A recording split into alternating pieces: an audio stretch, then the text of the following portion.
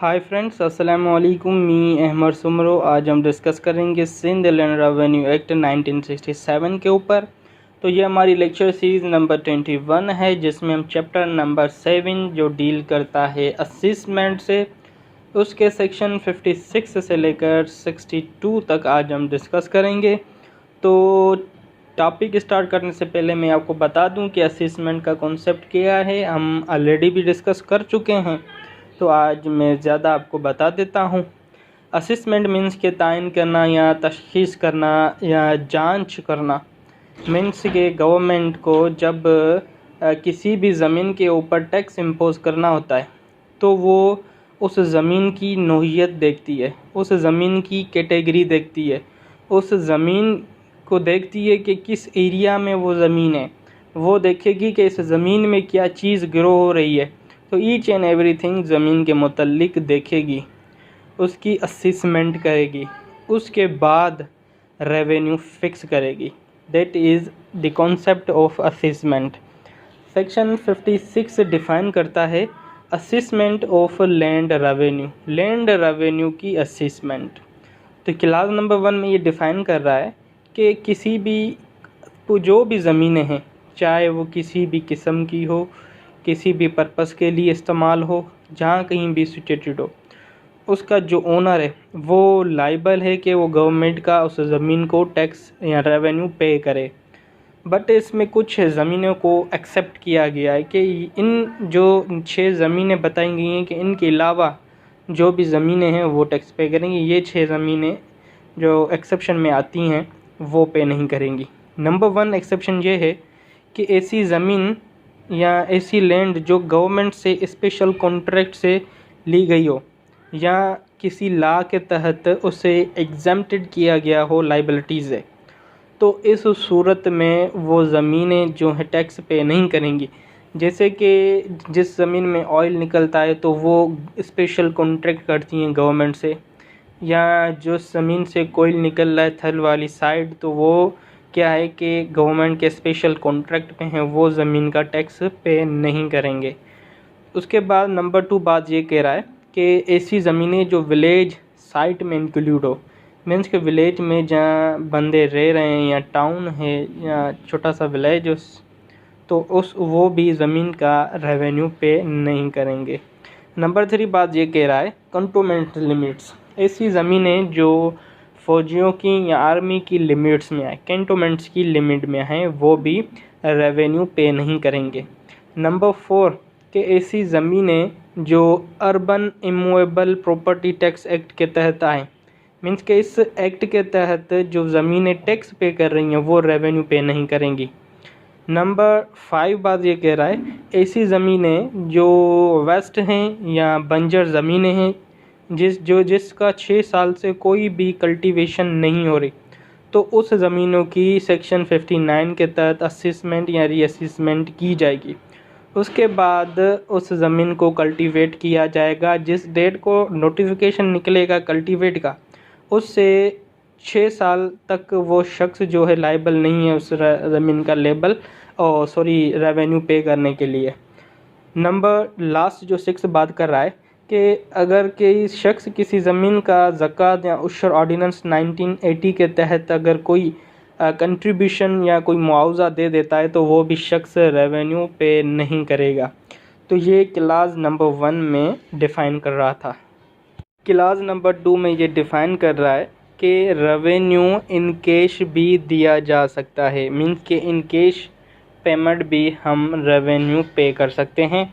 Class number 3 में 2 बातें कर रहा है कि जो एनुअल चार्जेस फ़िक्स की गई होगी वो हमें पे करनी होगी, या इन केस के हम वो पे नहीं कर पा रहे हैं, बहुत ज़्यादा एक रेवेन्यू हो गई है हमारी ज़मीन की, तो हम बाय इंस्टॉलमेंट भी अपना रेवेन्यू पे कर सकते हैं।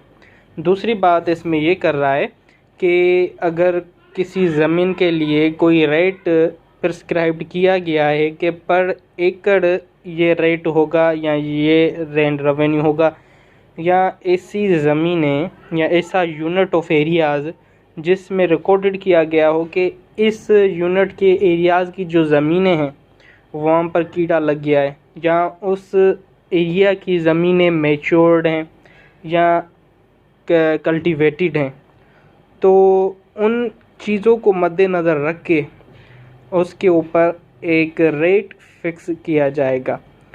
इसमें कंडीशन बता रहा है कि जो भी रेवेन्यू कलेक्ट किया जाएगा वो मार्केट रेट से नहीं किया जाएगा। जो भी rate board of revenue fix करेगी, जो भी रेवेन्यू ऑफिसर रेट फिक्स करेगा, उसके मुतल्लिक ही उससे वो टैक्स कलेक्ट किया जाएगा। ऐसे नहीं कि भाई मार्केट में इस चीज़ का रेट कम है, गवर्नमेंट का रेट ज़्यादा है, तो जो भी गवर्नमेंट का रेट होगा उसके मुतल्लिक ही रेवेन्यू कलेक्ट की जाएगी। ऐसे नहीं कहेंगे कि भाई ये जो हम एग्रीकल्चर प्रोड्यूस कर रहे हैं इसकी जो पेमेंट है या मार्केट रेट ये है, हम इस मुताबिक देंगे नहीं। जो भी गवर्नमेंट का रेट होगा उसके मुताबिक ही आप रेवेन्यू पे करेंगे। तो ये डिफ़ाइन कर रहा था सेक्शन 56। सेक्शन 56A की तरफ आते हैं।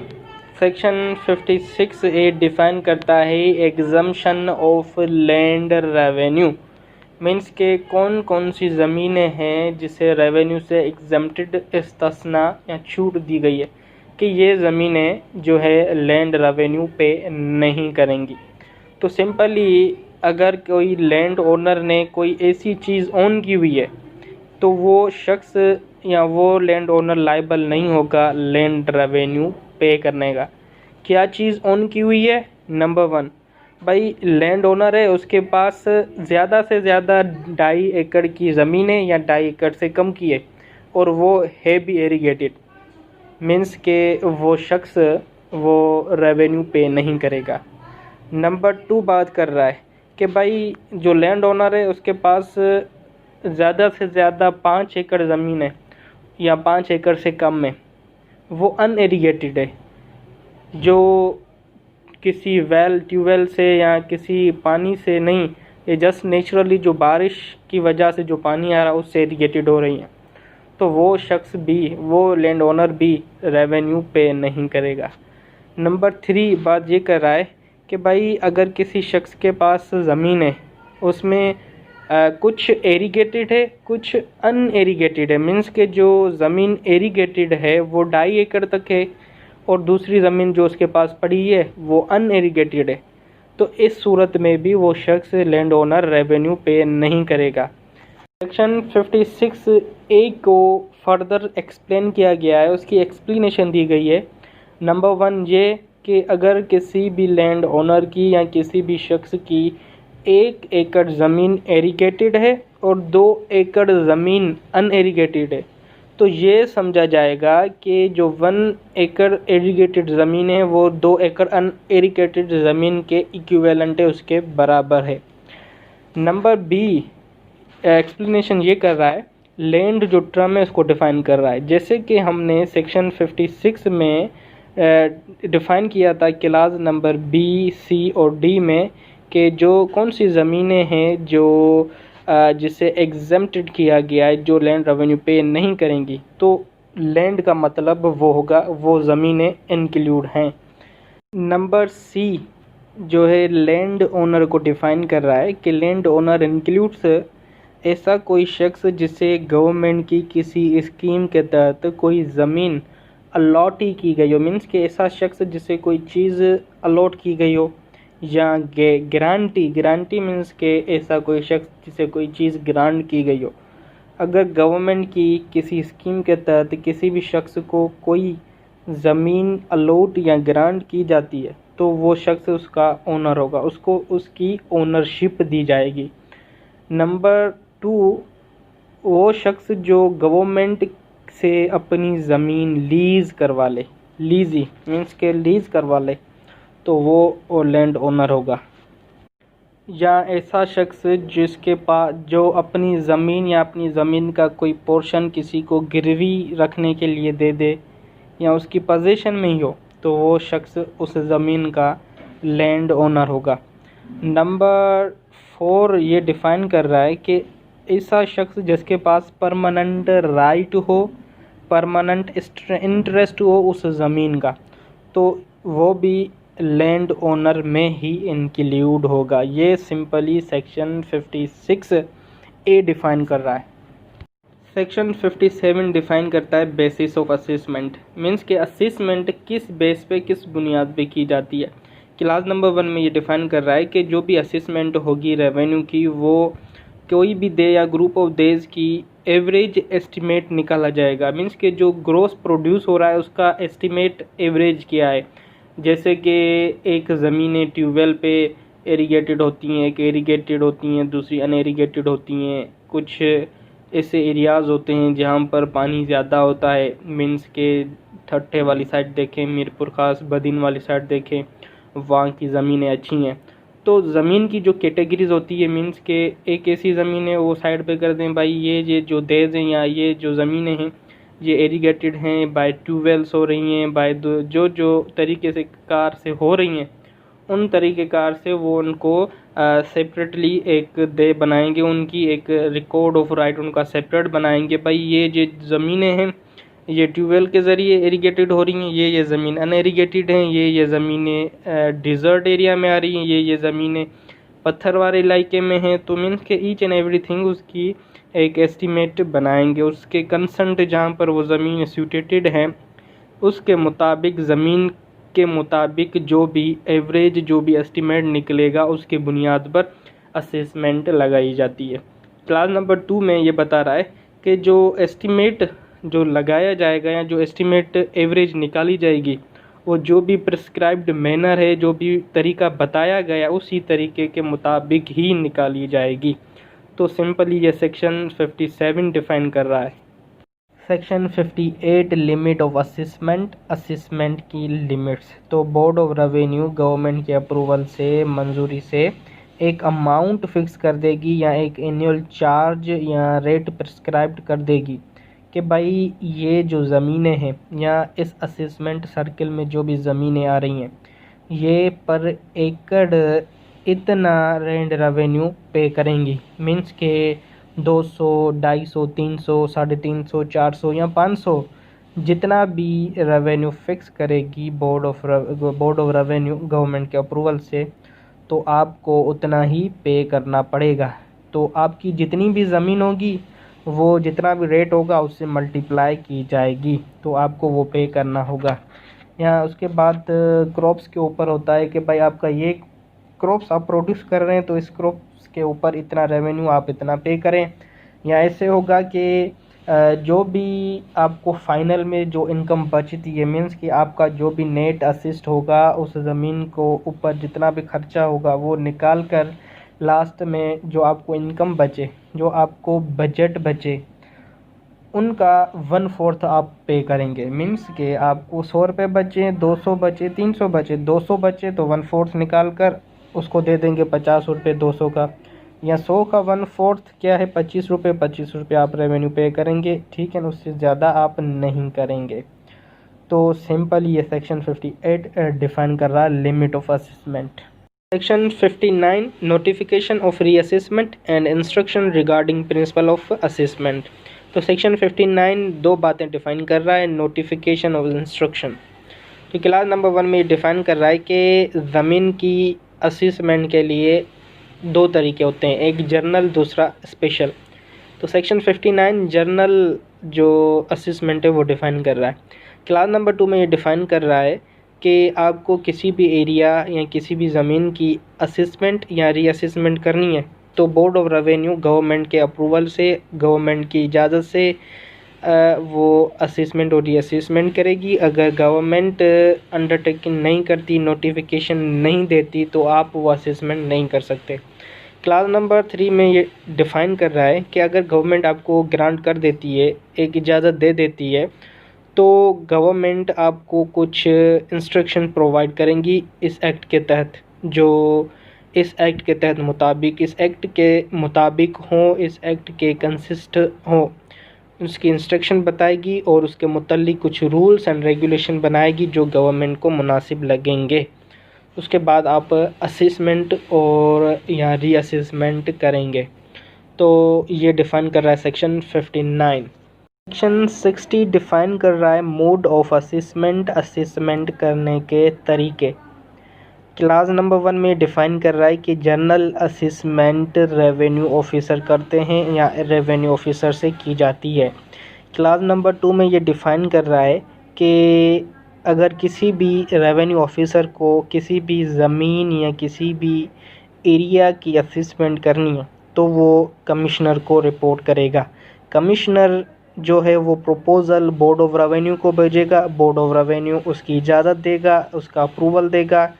उसके बाद जो है उसकी असेसमेंट या रीअसेसमेंट होगी।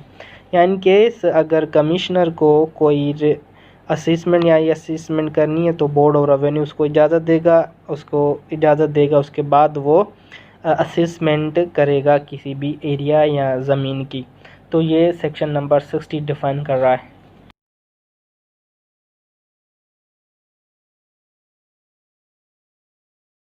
अब हम आते हैं सेक्शन 61 की तरफ। सेक्शन 61 डिफ़ाइन करता है अनाउंसमेंट ऑफ असेसमेंट, असेसमेंट का ऐलान, असेसमेंट की अनाउंसमेंट। तो क्लास नंबर 1 में ये डिफ़ाइन कर रहा है कि सेक्शन नंबर 60 के तहत रेवेन्यू ऑफिसर को एक प्रपोज़ल सबमिट होगा और रेवेन्यू ऑफिसर उस प्रपोज़ल को कंसीडरेशन करने के बाद बोर्ड ऑफ रेवेन्यू के पास भेजेगा। बोर्ड ऑफ रेवेन्यू उस प्रपोज़ल के ऊपर अपना ऑर्डर पास करेगा अगर वो मुनासिब समझेगा तो। और सबसेक्शन 3 और सबसेक्शन 4 इस सेक्शन नंबर 61 के उसके मुताबिक रेवेन्यू ऑफिसर को एक रिसिप्ट ऑर्डर की वसूल होगी। उसके बाद रेवेन्यू ऑफिसर उस ऑर्डर को डिटरमाइन करेगा और जो उसकी लिमिट में उसकी कंसर्न्ड जो भी असेसमेंट या जो भी देय होगी उसके ऊपर प्रॉपर असेसमेंट करेगा। उसके बाद वो असेसमेंट को अनाउंस करेगा। किस तरीके से? जो मैनर, जो तरीका गवर्नमेंट ने अपने रूल्स में प्रिस्क्राइब्ड बताया है। क्लास नंबर 2 में ये डिफ़ाइन कर रहा है कि जिस वक्त रेवेन्यू ऑफिसर असेसमेंट की ऐलान कर रहा हो, असेसमेंट की अनाउंसिंग कर रहा हो, उसी वक्त वो डेट भी डिक्लेयर कर दे कि इस डेट से असेसमेंट स्टार्ट होगी और इस डेट से असेसमेंट जो है एंड होगी अकॉर्डिंग टू दिस एक्ट, इस एक्ट के प्रोविजन के मुताबिक। क्लास नंबर 3 में ये डिफ़ाइन कर रहा है कि सब सेक्शन 4 के तहत जो भी एवरेज रेट होगा असेसमेंट का वो ही इम्पोज किया जाएगा। उसके बाद जो असेसमेंट सर्किल मीन्स के ऐसी ज़मीनें जिसकी नेचर एक जैसी हो, जो एरीगेटेड या एरीगेशन एक ही तरीके से हो, जैसे कि हमने डेफिनेशन क्लास में पढ़ा था असेसमेंट सर्किल के मुतल्लिक।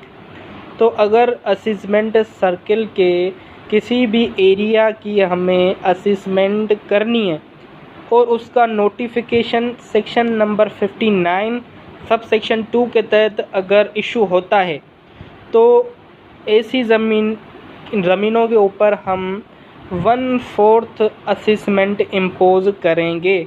मीन्स के जो प्रीवियस हमारी ज़मीन के ऊपर जो असेसमेंट लगाई गई थी उसमें हम 1/4 प्लस एक्स्ट्रा करके वो लगाएंगे असेसमेंट प्लस में। फॉर एग्ज़ाम्पल मेरी ज़मीन है, उसके ऊपर 100 रुपीज़ असेसमेंट लगाया गया था, तो दोबारा वो फिर से देख रहे हैं कि इसकी असेसमेंट करने की ज़रूरत है, तो वो असेसमेंट कर रहे हैं। तो वो फिर से दोबारा असेसमेंट कर रहे हैं तो वो रेट 1/4 प्लस कर सकते हैं, ज़्यादा नहीं तो 100 का 1/4 होगा 25। तो वो असेसमेंट करने के बाद 125 मेरी ज़मीन के ऊपर टैक्स जो है असेसमेंट लगा सकते हैं।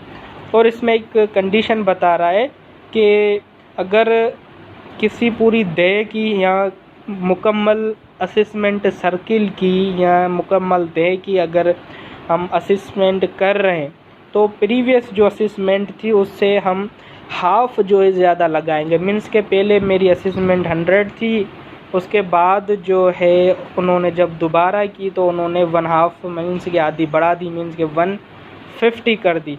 तो ये डिफ़ाइन कर रहा है क्लास नंबर 3। क्लास नंबर 4 में ये डिफ़ाइन कर रहा है कि सब सेक्शन 3 के ज़िम्रे में प्रोविज़न में कौन कौन सी ज़मीनें एप्लीकेबल नहीं होगी और कौन कौन सी ज़मीनें उसमें इंक्लूड नहीं होती। नंबर 1 ऐसी ज़मीनें जिसकी असेसमेंट हो चुकी हो और उसमें ये डिक्लेयर कर दिया गया हो कि ये ज़मीनें बाय केनाल इरिगेशन होती हैं और गवर्नमेंट के नोटिफिकेशन के मुताबिक, गवर्नमेंट के अप्रूवल इजाज़त के मुताबिक ऐसी ज़मीनें जिन्हें अर्बन असेसमेंट सर्किल में इंक्लूड किया गया हो, वो भी ज़मीनें सेक्शन 61 के सबसेक्शन 3 में इंक्लूड नहीं होंगी। उनके ऊपर यह प्रोविज़न एप्लीकेबल नहीं होगा और ना ही उनकी कैलकुलेटिंग होगी, ना ही उनके ऊपर उसकी रीअसेसमेंट होगी या असेसमेंट होगी। तो उसको जो है कैलकुलेशन से एक्सक्लूड किया गया है ना। तो मीन्स कि ये ज़मीनें जब असेसमेंट होंगी, अगर इस किस्म की कोई भी ज़मीनें हैं जो सेक्शन नंबर 4 में बता रहा है, वो इंक्लूड नहीं होगी जब असेसमेंट की जा रही होगी। मीन्स कि उसकी कैलकुलेशन नहीं कहेंगे, क्योंकि ये वो ज़मीनें हैं जिसकी एक जैसी नेचर है, सबके ऊपर एक जैसा ही इम्पोज़ किया गया है रेवेन्यू। और वो ज़मीनें हैं जो बाय केनाल, बाय ट्यूबवेल जो है वो इरिगेटेड हो रही हैं और उनकी असेसमेंट ऑलरेडी हो चुकी है, या उन ऐसी ज़मीनें जिन्हें अर्बन असेसमेंट सर्किल में रखा गया हो तो उनके ऊपर असेसमेंट नहीं होंगी। इन केस अगर गवर्नमेंट चाहे या बोर्ड ऑफ रेवेन्यू चाहे, गवर्नमेंट के अप्रूवल से रीअसेसमेंट कर सकता है, बट फ़िलहाल जो है इसे एक्सक्लूड किया गया है कैलकुलेटिंग के। सबसेक्शन 4 में एक और कंडीशन बता रहा है, इसमें ये कंडीशन बता रहा है कि ऐसी ज़मीनें जो बाय केनाल इरिगेटेड हों, जो इंट्रोड्यूस किया गया हो, डिक्लेयर किया गया हो कि ये ज़मीनें बाय केनाल इरिगेटेड हो रही हैं, तो उनके ऊपर जो असेसमेंट का जो एवरेज रेट है वही सबके लिए इक्वल होगा, उससे ज़्यादा कोई भी नहीं होगा। और वो ज़मीनों की जो नेचर होगी वो सिमिलर काइंड की होगी, उनके ऊपर जो भी टैक्स इम्पोज़ होगा वो सिमिलर काइंड का ही होगा, जो भी असेसमेंट इम्पोज़ होगी वो सिमिलर काइंड की ही होगी। तो सिंपली ये सेक्शन 61 डिफ़ाइन कर रहा था, अनाउंसमेंट ऑफ असेसमेंट। अब हम आते हैं सेक्शन 62 की तरफ। सेक्शन 62 डिफ़ाइन करता है petition for reconsideration of assessment. Means के रिकन्सिडरेशन करनी है असेसमेंट की, तो उसके लिए पिटीशन के मुतालिक डिस्कस कर रहा है सेक्शन नंबर 62। तो सेक्शन नंबर 62 के क्लास नंबर 1 में ये डिफ़ाइन कर रहा है कि कोई भी लैंड ओनर वो पिटीशन फाइल कर सकता है। कब करेगा? जब अनाउंसिंगमेंट ऑफ द असेसमेंट, जब असेसमेंट की डेट अनाउंस हो जाए।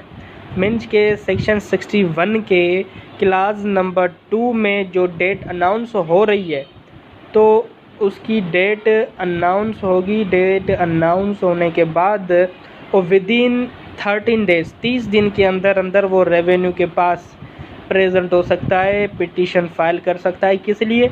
कि भाई जो भी असेसमेंट लगाई गई है उसके ऊपर रिकन्सिडरेशन की जाए, या जो असेसमेंट के लिए कंडीशन लगाई गई है उसके ऊपर रिकन्सिडरेशन की जाए, उसके लिए वो लैंड ओनर प्रेजेंट होगा रेवेन्यू ऑफिसर के पास। क्लास नंबर 2 में ये डिफ़ाइन कर रहा है कि revenue officer on the basis of petition कोई भी आर्डर पास कर सकता है, उसके रीज़न देखेगा, उसके बाद उस रेवेन्यू ऑफिसर की मर्ज़ी है कि वो आर्डर पास करे या ऑर्डर ग्रांट कर दे या उससे इनकार कर दे। नहीं भाई, जो भी थी अमाउंट लगाई गई है, जो भी कंडीशन थी वो एज इट इज़ रहेगी, या ग्रांट कर दे या रिफ्यूज़ कर दे, वो रेवेन्यू ऑफिसर की मर्ज़ी है। तो सिंपली ये सेक्शन नंबर 62। तो ये था हमारा आज का लेक्चर। इंशाल्लाह मिलते हैं नेक्स्ट लेक्चर में। जब तक के लिए अल्लाह हाफिज़।